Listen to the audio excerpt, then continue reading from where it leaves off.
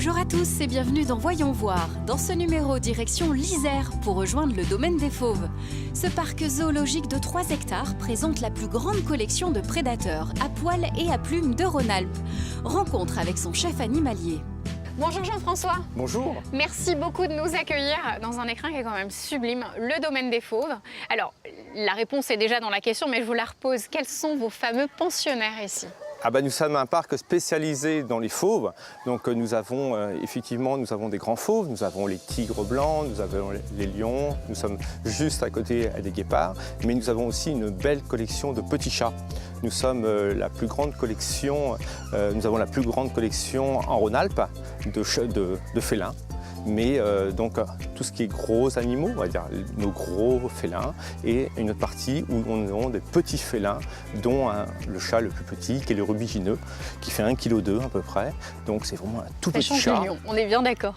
Donc ce parc est dit comme un parc qui a la plus grande collection de prédateurs à poils et à plumes. Alors il n'y a pas que des fauves. Quels sont les autres animaux qu'on peut rencontrer dans ce parc ? Alors nous avons des rapaces.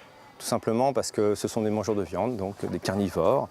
Nous avons une présentation aussi donc, en vol. C'est un spectacle, nous faisons l'après-midi et le matin selon les saisons. Et ça permet au public tout simplement de voir des animaux qui évoluent en volant au-dessus de leur tête. Alors si on revient aux fauves, comment est-ce qu'on peut aller à leur rencontre ? Qu'est-ce qui est proposé dans le parc pour les rencontrer ? Là on est devant un enclos où il y a des grandes baies vitrées. Comment est-ce qu'on va à la rencontre de ces prédateurs à poil ? Alors la plupart des enclos ont des baies vitrées, donc on peut les voir de très près selon s'ils dorment, comme là ils font la sieste. Autre star du parc, et là on est en immersion, c'est avec les loups. Alors qu'est-ce qui est proposé pour aller à leur rencontre ? Alors les loups, ce qu'on appelle le territoire des loups, on fait une animation, on fait rentrer les visiteurs par petits groupes et sur réservation, carrément sur leur territoire. Alors on est très près, puisqu'on a des loups qui viennent à environ 2-3 mètres et qui viennent tout simplement voir ce que l'on fait. Et on a une explication sur leur vie, sur ce qu'ils font dans la nature et surtout leur rôle dans la nature. Alors cette approche de l'animal, vous la mettez en place aussi lors des séances de nourrissage. Quelles sont les espèces qu'on peut venir nourrir ici ? Alors nous avons des goûters, nous faisons des goûters pour pouvoir tout simplement faire voir les animaux de très près, puisque les carnivores sont très sensibles à la nourriture. Et nous avons par exemple les jaguars, que nous allons nourrir tout à l'heure avec Romain. Et aussi, donc on a aussi les lions, où on fait des goûters, et les tigres blancs. Vous êtes arrivé au parc en janvier 2019. Comment est-ce que vous avez fait pour essayer de les apprivoiser ? Parce qu'ils ne vous connaissent pas encore, tant au niveau de la voix que de l'odeur. Alors comment ça se passe, appréhender ces fauves ? Eh bien voilà, il faut avoir du temps.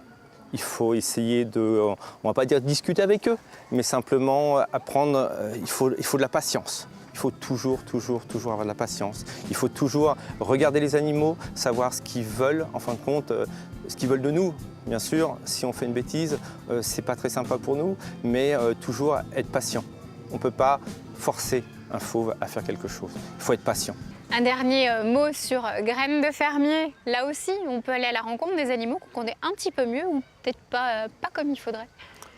Ah oui, parce qu'en fin de compte, c'est notre mini-ferme où on va à la rencontre, par exemple, des moutons. C'est des animaux que l'on connaît, mais ces animaux qu'on voit toujours un peu dans les prés ou un de peu loin quand on est en voiture. Exactement.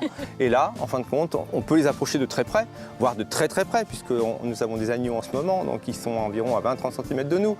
Et ça permet de voir des animaux et de les toucher aussi. Parce que, on va dire, les grands, les petits, veulent toucher des animaux. Et là, forcément, avec des fauves, on ne peut pas le faire. Mais là, dans la mini-ferme, on peut les caresser. En tout cas, pour l'heure, il est 14h30. Je crois que certains ont faim. C'est l'heure du goûter pour les jaguars, je crois. Tout à fait, avec Romain. Allez, c'est parti, on y va. Merci beaucoup. Merci.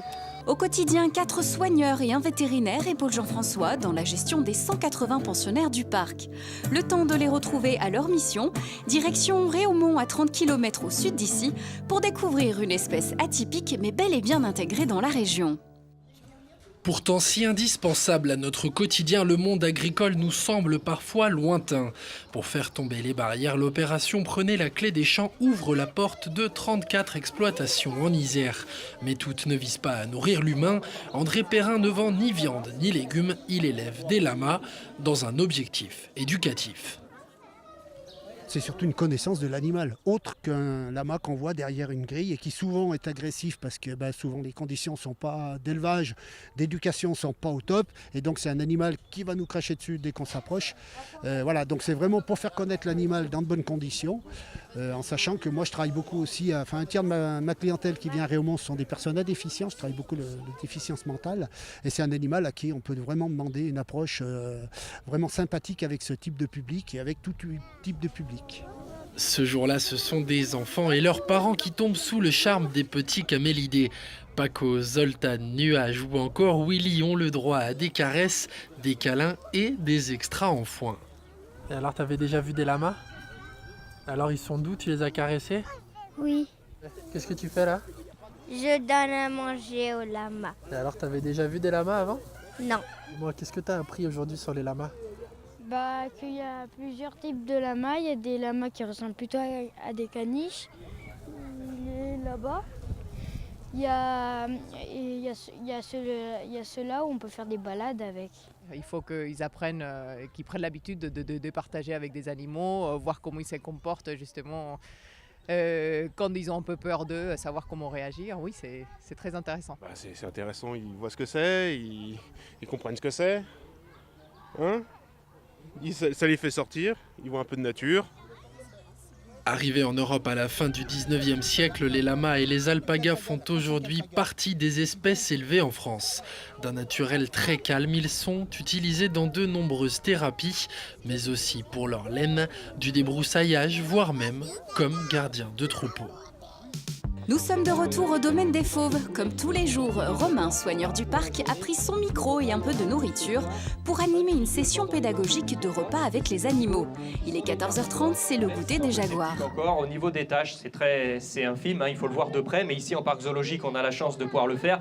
Chez le mâle jaguar, là il est en train de poser, on peut le constater. Vous remarquez les taches sur son dos, ce qu'on appelle des ocelles ou des rosettes. À l'intérieur des taches, on dirait que quelqu'un est allé rajouter des petits points noirs. Chez la panthère, ce n'est pas le cas. Les taches existent, mais elles sont vides à l'intérieur. C'est complètement vide, c'est uni. Et ça, c'est une différence que vous pouvez faire très facilement pour différencier panthère et jaguar. Alors évidemment, qui dit grand prédateur dit excellent chasseur. Le jaguar est un animal qui est capable de tuer à peu près tout ce qui bouge dans le milieu sud-américain, dans les marécages, dans les forêts et dans les régions de forêt inondées surtout. C'est un animal qui est très à l'aise dans l'eau, qui est très à l'aise dans les sous-bois et qui est, comme je vous le disais, donc capable de s'attaquer à peu près à toutes sortes d'animaux. Autre personnalité du parc, Florence, la vétérinaire. Elle nous a donné rendez-vous dans l'enclos des Caracals ou lynx du désert. Objectif, comprendre le comportement animal de plus près. Bonjour Florence, Bonjour. Grâce à vous, on est au cœur d'un enclos. Oui, forcément, vous êtes chez vous, vous êtes un peu le docteur de tous ces pensionnaires, vous êtes vétérinaire au domaine des fauves. Alors, un point déjà sur cette mission. En quoi ça consiste? Qu'est-ce qu'on vous demande clairement au quotidien auprès de ces animaux? Alors vétérinaire en parc zoologique, ça va être un petit peu différent que vétérinaire en ville, chien ou chat. Alors il y a une base qui est commune évidemment, c'est le soin, tout ce qui est le soin aux animaux, avec un gros point sur la prévention en parc zoologique, parce qu'évidemment on a un contact qui est moins facile avec tous nos pensionnaires qu'avec un chat, un chien apprivoisé. Donc beaucoup de prévention pour éviter d'avoir à intervenir directement sur l'animal, ou en tout cas intervenir le moins souvent possible directement. Ça, c'est la base évidemment du travail de vétérinaire. Et ensuite, il y a pas mal d'administratifs. Il faut gérer cette collection, gérer les animaux. Il a envie de jouer. Il est un peu trop là. C'est Sugar, ça, je crois, c'est ça. Les Sugar, le mâle. Il faut gérer tout ça. Ils ont leurs papiers, ils ont leurs documents d'identité. Il faut gérer donc cette grande masse de paperasserie. Et également leurs arrivées et leurs départs, donc les échanges entre les parcs, quand on envoie des animaux qui sont nés chez nous, par exemple, dans d'autres parcs, l'arrivée de nouveaux pensionnaires, tout ça aussi, ça fait partie du travail du vétérinaire. Alors, au niveau de votre travail auprès des fauves, On le sait, c'est pas comme une girafe ou un éléphant à qui on peut demander des fois de lever la patte, vous savez, faire ces soins un peu d'entraînement. Comment ça se passe pour soigner ces fauves, pour soigner ces animaux quand il faut aller voir une dent, une patte blessée ou autre? Comment vous faites? Alors c'est déjà beaucoup d'observations et là c'est une grande relation entre le vétérinaire et les soigneurs. Donc les soigneurs tous les jours vont voir l'animal quand ils vont venir le soigner, vont venir nettoyer les enclos, vont le regarder tous les jours, regarder est-ce que ça va bien, est-ce qu'il se comporte habituellement, est-ce qu'il y a quelque chose qui ne va pas, une boiterie, un problème de peau, n'importe quoi. Il va rapporter au vétérinaire, donc à moi. Ensuite, moi, je vais venir moi-même constater, voir ce qui se passe. On voit si on peut mettre en place un traitement, donc dans la nourriture, à donner comme ça, ou s'il faut aller plus loin, donc intervenir. Et bien souvent, avec les félins, ça demande une anesthésie. Alors Florence, si on est là, c'est aussi pour prouver aux gens qu'on peut effectivement vivre de près avec ces animaux. Après, bien sûr, ce ne sont pas des jouets, on est bien d'accord, on n'est pas dans un parc d'attractions. Donc le parc a mis en place différentes sessions de nourrissage des animaux, où les soigneurs font de la pédagogie. Qu'est-ce que clairement vous attendez, vous, votre équipe, de ces moments d'échange avec le public et les animaux et les soigneurs? Que de pouvoir transmettre quelque chose, déjà notre passion, je pense que c'est important, ça crée une proximité avec les gens. Ils se représentent mieux ce que c'est le travail du soigneur, le travail du vétérinaire en parc, parce que des fois ça peut être un peu confus, on peut avoir parfois des idées négatives. Je pense que cette proximité par le nourrissage, là qu'on a la chance d'approcher ces animaux qui ont été élevés à la main et habitués à l'homme, ça crée un lien avec le public et du coup la facilité à faire passer notre message derrière, le message de pédagogie, de conservation qu'on peut essayer de faire passer plus facilement comme ça.